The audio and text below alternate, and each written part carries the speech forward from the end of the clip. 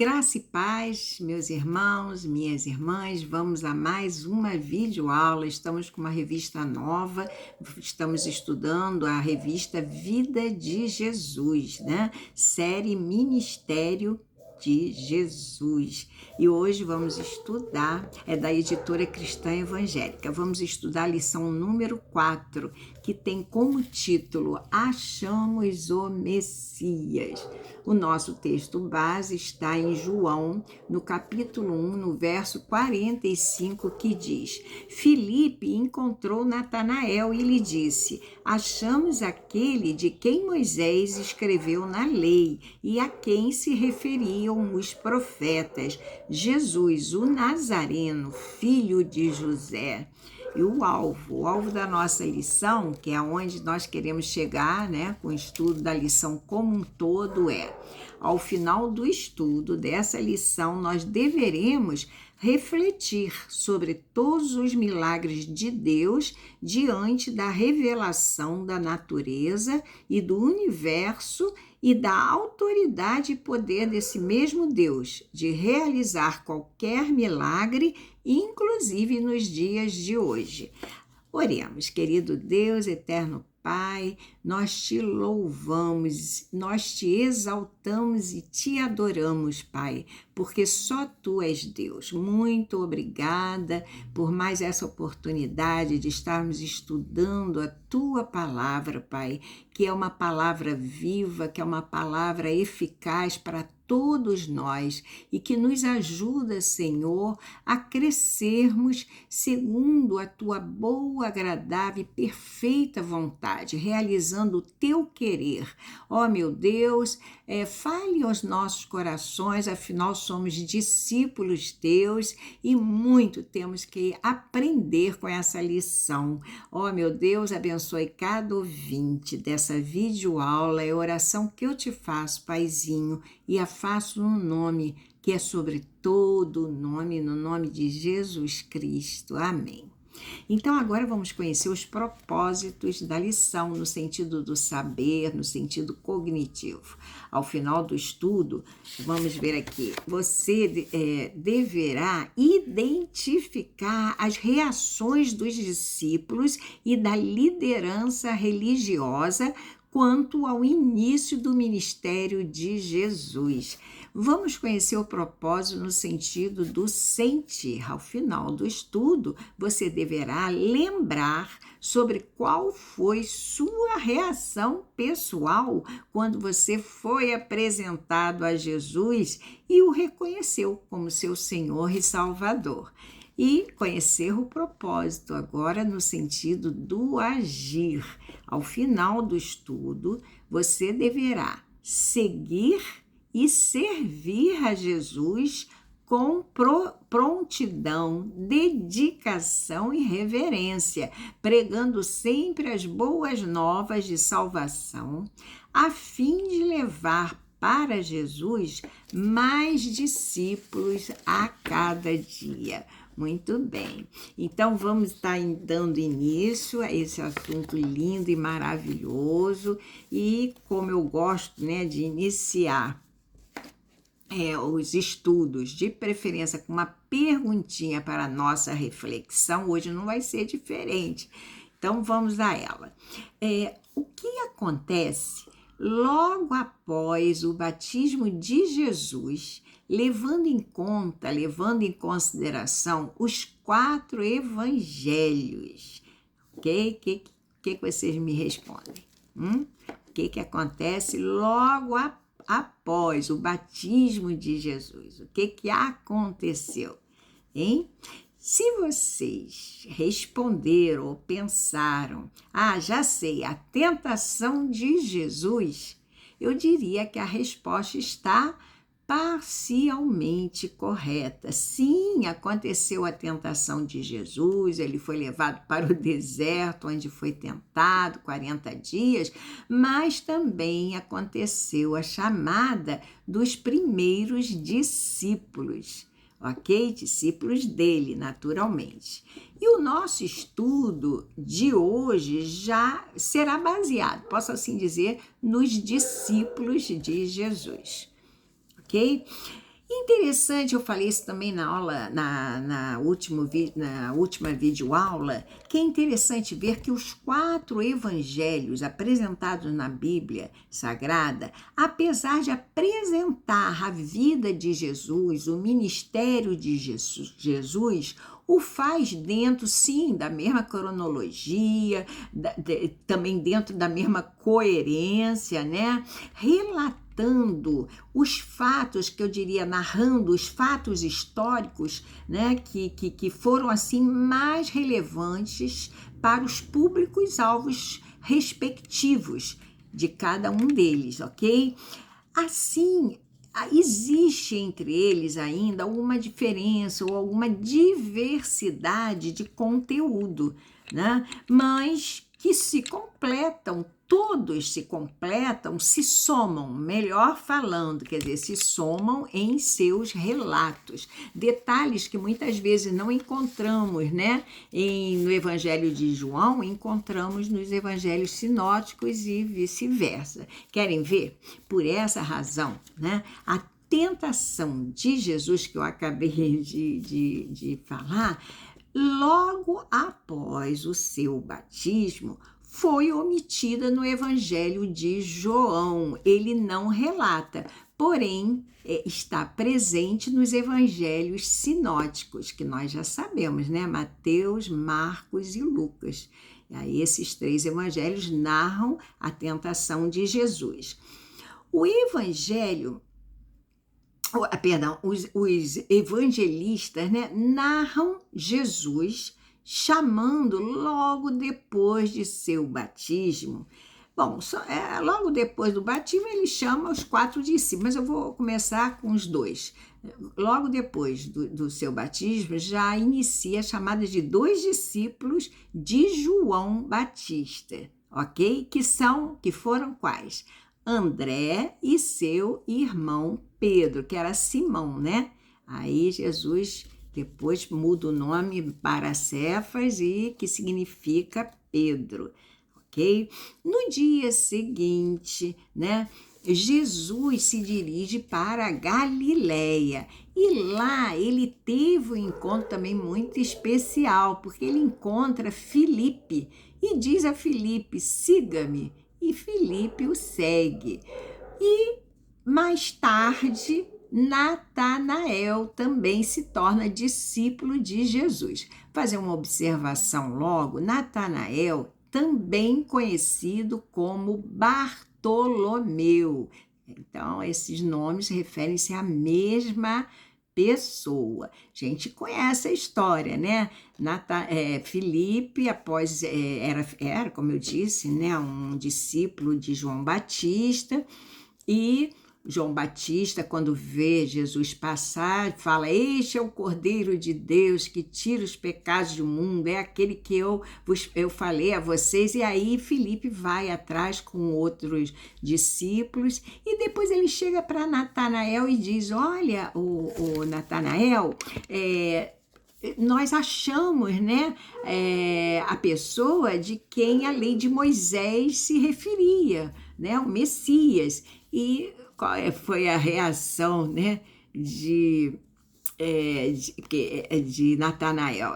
Ele ainda responde: olha, de Nazaré pode sair, né, alguma coisa boa, porque ele estava em Nazaré, ele foi para a região da Galiléia, né? Então ele ainda responde assim. E ele vai, quando o Filipe fala, né, sobre ele, que acharam e tal, e ele vai ao encontro também de Jesus. Jesus chega para ele e diz: eu, antes de Filipe te chamar, eu te vi sentado, né, abaixo da figueira. E aí ele crê, que ele é o Filho de Deus. Bom, isso aí tudo que nós estamos falando, o chamado de Filipe e de Natanael, esse chamado, ele só é relatado no Evangelho de João. Olha que interessante. Por isso que eu digo que os evangelhos, eles acabam se completando entre si, porque essa narração, esse fato, é omitido nos evangelhos sinóticos. Tudo bem? Estão me acompanhando? Interessante é que o chamado, né, o chamado que eu digo aos discípulos ocorreu logo no início do ministério de Jesus, antes mesmo de Jesus falar em público. Perceberam isso? Então, dando assim Jesus, né, a entender o quê? Que se tratava de vamos botar assim, um último preparativo, de uma última providência, né? Uma estratégia dele, Jesus, para iniciar o seu ministério público. Ou seja, ele queria antes separar os seus discípulos, que nós sabemos que foram muito mais, né? Nós já vamos ver isso. Depois que ele chama Pedro, que ele chama o seu irmão, né, André, ele ainda chama os filhos de Zebedeu, né, que nós bem conhecemos, Tiago e João. E ele vai, depois faz outros discípulos para ele. Isso tudo antes dele iniciar o seu ministério público, né? Muito bem, os 3 primeiros evangelhos, ou seja, os evangelhos sinóticos, o que narram? Narram a escolha dos 12 discípulos, né, por Jesus, quer dizer, escolhidos por ele, pelo mestre, né? E o mestre escolhe esses 12 discípulos após passar a noite, o quê? Orando a Deus num monte, né? Num monte. E logo, quando amanhece, Jesus então escolhe esses 12 discípulos, que ele mesmo também os chama de apóstolos. Tudo bem até aqui? Muito bem. Então, dando uma continuidade, eu vou propor agora a segunda pergunta para vocês, que eu sei que vocês são afiados, vão saber a responder. Vou lançar a pergunta agora. Quem consegue nomear os 12 discípulos de Jesus? Eu sei que vocês sabem, mas vamos recordar? O primeiro discípulo, eu já falei, né? Simão, Pedro, né? Também conhecido muito por Pedro. Depois, André, seu irmão, eu falei também. E depois, olha, já que Tiago, né? São os 4 que ele chama de imediato, Tiago e João, que também estavam no barco, né? Pescando, né? E aí ele diz que ia torná-los pescadores de homens, né? Que são filhos de Zebedeu. E depois, eu falei Filipe e pode ser Bartolomeu como Natanael, tanto faz. Umas versões chama de Bartolomeu, outras de Natanael, né? E tudo bem. E de outro discípulo? Já estamos com 6, né? 2, quase 6. O 7º discípulo, Tomé, aquele que teve que ver para crer. O outro, Mateus, que também é conhecido como Levi. Esse era o publicano, cobrador de impostos. Inclusive, quando Jesus o chama, ele está na coletoria. E o que Mateus faz? Imediatamente larga tudo e segue a Jesus, né? Inclusive, ainda o honra oferecendo o quê? Um banquete a Jesus. A gente conhece a história um pouquinho, né?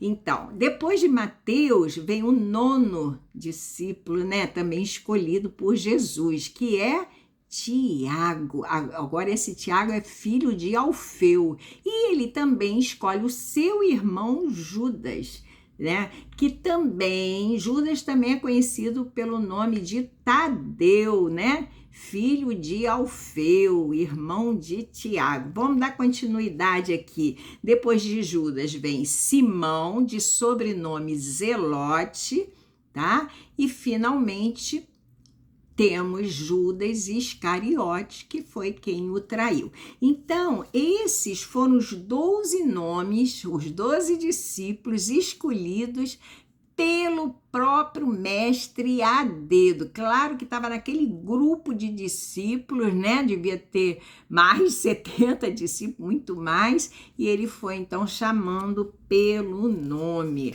ok? Então tá. Vocês notem Nós conhecemos o Evangelho, inclusive faz parte, né, dos evangelhos sinóticos, Marcos, Lucas, não conhece o Evangelho de Marcos, Lucas? Mas vocês notem que Marcos e Lucas não fizeram parte do grupo dos 12 discípulos, perceberam?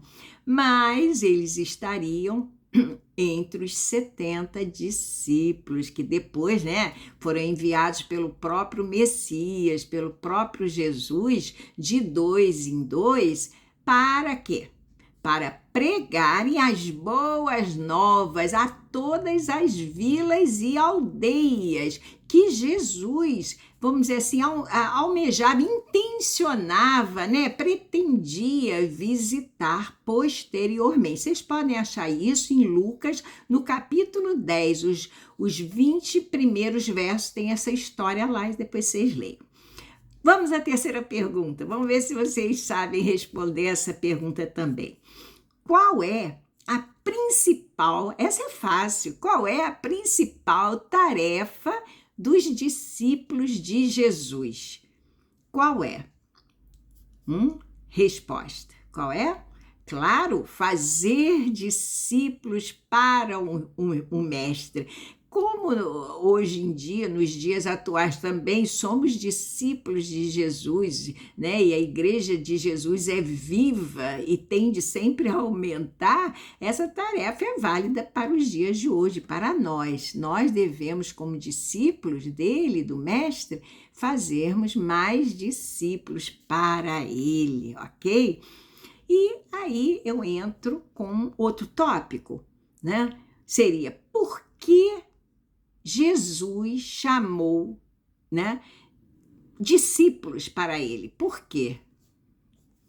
Eu acho que eu já falei, mas tem 3 vertentes aí que nós vamos relembrar. Eu acho que vocês sabem também, mas vamos fazer essa recapitulação. A pergunta é, por que Jesus chamou discípulos para ele?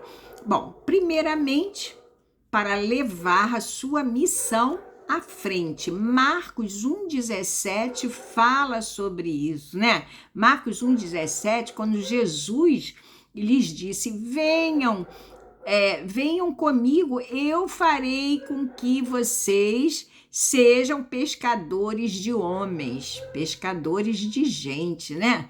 Então, eu já até tinha comentado. Então, é para levar mesmo a sua missão à frente, né? Tornando-os pescadores de homens. Por isso, Jesus chamou discípulos para ele, né? Essa foi a primeira, vamos dizer, finalidade, levar a sua missão à frente. A segunda é para evidenciar, né, que veio chamar quem? Pecadores e não justos, né? Isso já está em Marcos, no capítulo 2, verso 17. Ele não veio para os sãos, né, os justos, né?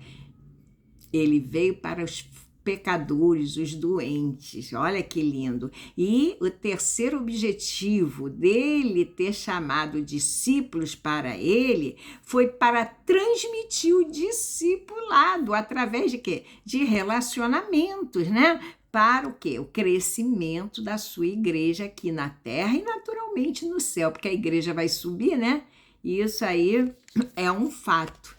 Tudo bem? Estão acompanhando bem? Então, dando continuidade, vamos à quarta pergunta do estudo de hoje, né? Que é, quais foram as pessoas que primeiro rejeitaram a Jesus? Observem, a palavra-chave é essa, primeiro. Vou repetir a pergunta. Quais foram as pessoas que primeiro rejeitaram a Jesus? Quem foi? Quem foram essas pessoas? Jesus foi primeiro rejeitado pelos seus conterrâneos, ou seja, pelos seus conterrâneos de Nazaré. Ele nasceu, a gente sabe, em Belém, mas ele passou a sua infância em Nazaré, né? Vocês depois abram Lucas no capítulo 4, do 16 ao 30, vocês vão ver isso aí melhor. Tudo bem? Anotem aí.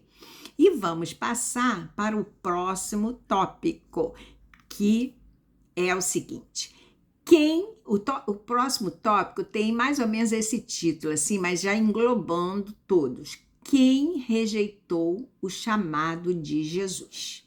E ele faz uma pergunta, o tópico é em forma de pergunta. Quem rejeitou o chamado de Jesus? Já vimos que primeiramente foram seus conterrâneos de Nazaré, mas teve mais, né? Mais pessoas.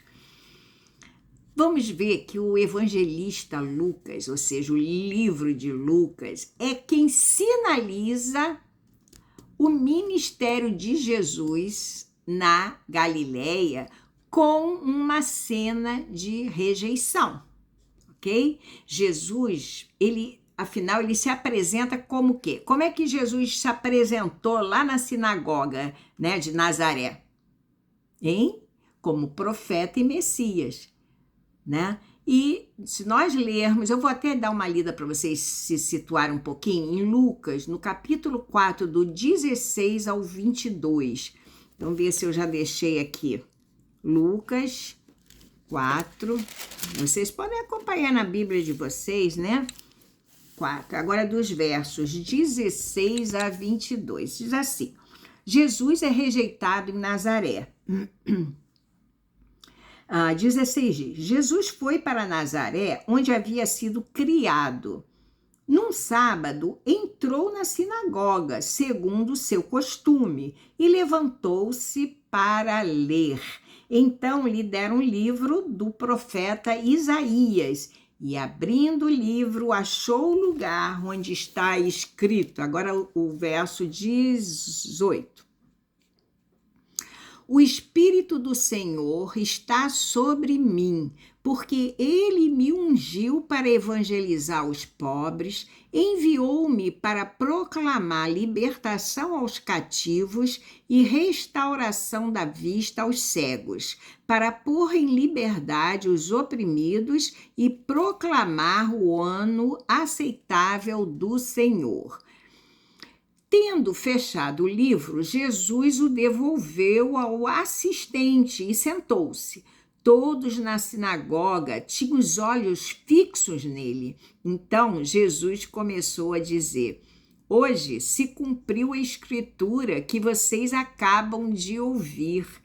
Todos davam testemunho dele e se maravilhavam das palavras cheias de graça que lhe saíam dos lábios e perguntavam: não é este o filho de José? Muito linda essa história, eu me encanto, né? Vocês também, porque falar da vida de Jesus, né? A gente saber assim é muito interessante, né? De como foi o início de tudo. A seguir, o que a gente vê? A gente vê Jesus curando pessoas, libertando, né, os oprimidos, quer dizer, agindo em favor dos gentios. Lucas, no mesmo capítulo 4, agora do 22 ao 28, 29, eu não sei se... Vou ler aqui rapidinho, do 22 ao 29, diz assim: todos davam testemunho dele, se maravilhavam das palavras cheias de graça que lhe saíam dos lábios e perguntavam: não é este o filho de José? E agora 23, então Jesus disse: sem dúvida, vocês citarão para mim o provérbio: médico, cure-se a si mesmo. Dirão: tudo o que ouvimos que você fez em Cafarnaum, faça-o também aqui na sua terra. E Jesus prosseguiu: de fato afirmo a vocês que nenhum profeta é bem recebido na sua própria terra. Na verdade, lhes digo que havia muitas viúvas em Israel no tempo de Elias, quando o céu se fechou por 3 anos e 6 meses, reinando grande fome em toda a terra. E Elias não foi enviado a nenhuma deles, não foi enviado a nenhuma delas, a não ser a uma viúva de Sarepta de Sidom.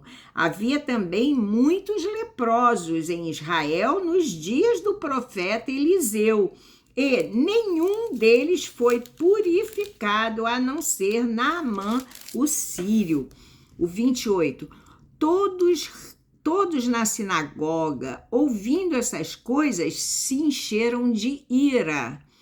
e levantando-se, expulsaram Jesus da cidade de Nazaré, e o levaram até o alto do monte sobre o qual a cidade estava edificada, para que de lá pudessem atirá-lo abaixo. Jesus, porém, passando pelo meio deles, foi embora.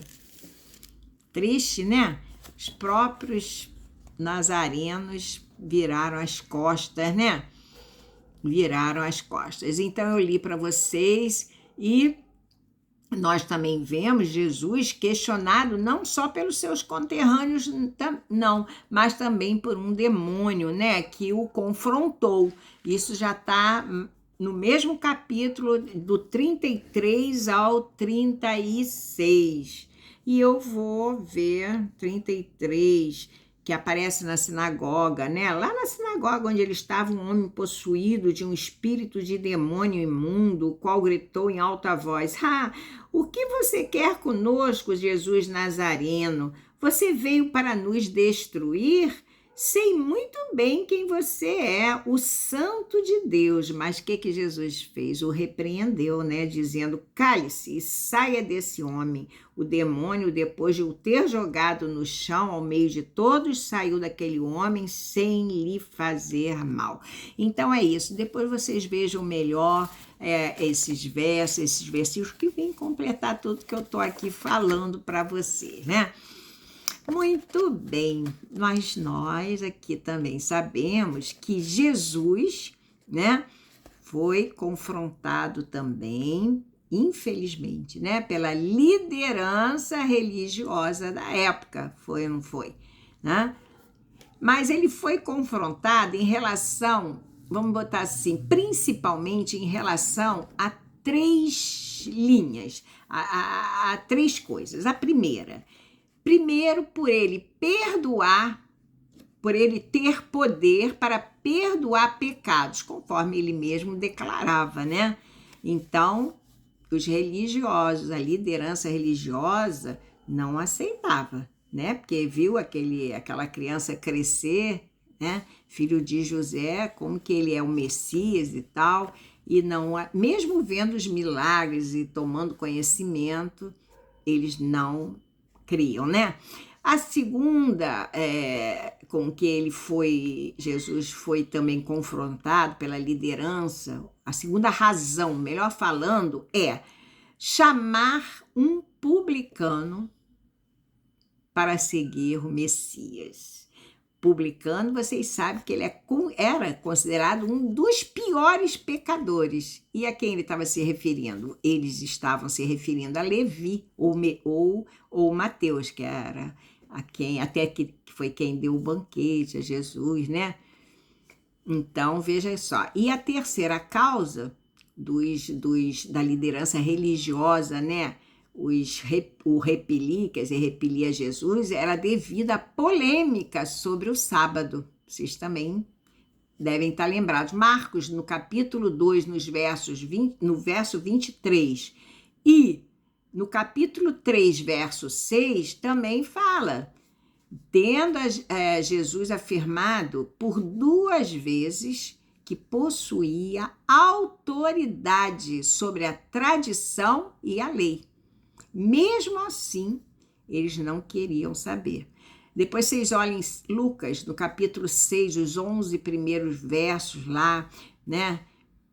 Declarando, onde Jesus, né? Declarando-se em Lucas 6,5, ser o quê? O Filho do Homem e o Senhor do sábado. Né?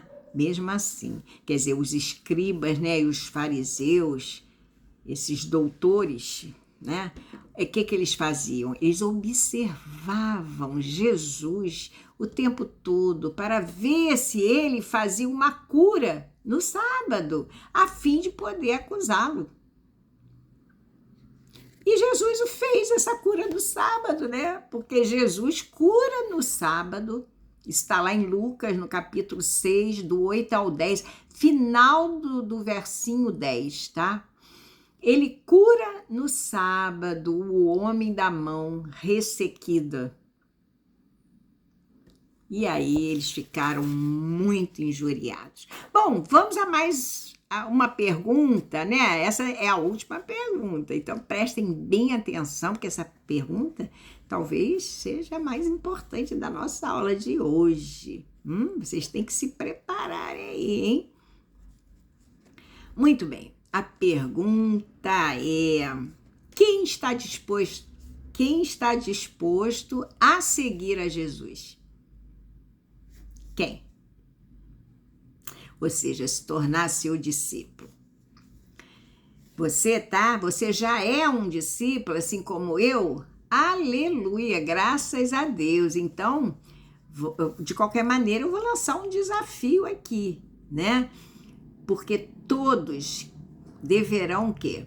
Orar, né? Até aqueles que se dizem discípulos de Jesus, orar acerca de quê? Da sua prontidão em seguir a Jesus, pensando inclusive em algo, né, assim especial que possam fazer para demonstrar essa decisão de seguir a Jesus, tanto na igreja, né? Pode ser na igreja ou onde estiverem. Pensem em algo especial para Jesus, né? E estarão servindo em amor, né? Então, fiquem atentos à voz do Espírito Santo. Vocês vão pedir ao Espírito Santo que deem a vocês essa luz, né? Será que existe algo que eu possa fazer para o meu mestre, para segui-lo, né? E servi-lo? Então, vamos à conclusão dessa videoaula. Será que só, agora preste atenção, outra perguntinha, será que só os primeiros discípulos de Jesus foram de fato seus únicos discípulos? Eu já até respondi.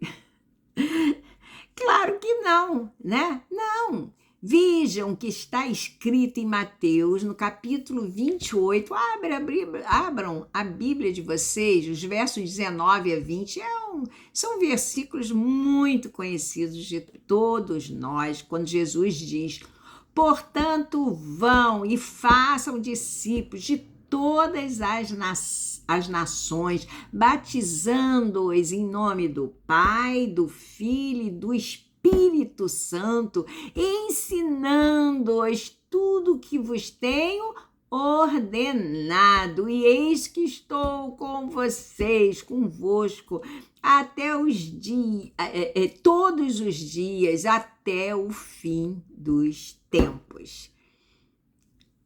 Então, nós hoje em dia, como seus discípulos, né, discípulos que somos de Jesus, estamos comprometidos com Mateus 28, 19 e 20, perdão. 19 e 20, ou seja, em fazer mais discípulos para o nosso Senhor, assim como os primeiros discípulos também fizeram e nos deixaram, inclusive, um legado, né, de fé, comprometimento, né, de dedicação, melhor falando, à obra de servir ao nosso Mestre, né, ao nosso Rei Jesus. Eles estavam ali para tudo, né, não se importando mesmo se corriam risco de morte, nada disso. Lembrem-se, fomos comissionados como discípulos que somos de Jesus a quê? A levar mais discípulos para Ele, para o Mestre. Para quê? Para o crescimento do seu reino aqui na terra e também no céu, né? A igreja sobe, a igreja um dia vai subir. Fiquem com Deus. Ok? Chegamos ao final dessa videoaula e até a próxima, ok? Um beijo no coração de vocês. Deus os abençoe.